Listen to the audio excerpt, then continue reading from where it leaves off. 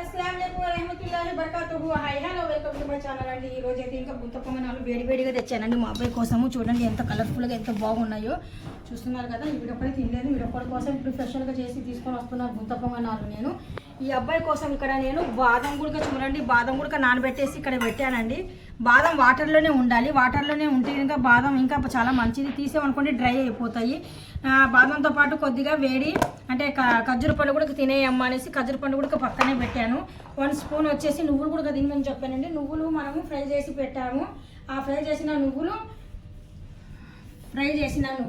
1 spoon తిన్నామనుకోండి బాడీకి చాలా healthy, bones కూడా చాలా హెల్దీ అనేసి మా ఆయనగారు చెప్పారు.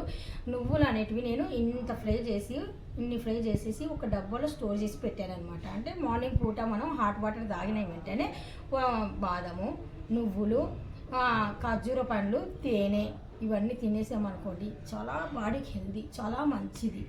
చూస్తున్నారు కదా. Take care, bye bye, see you, అల్లా హాఫీజ్.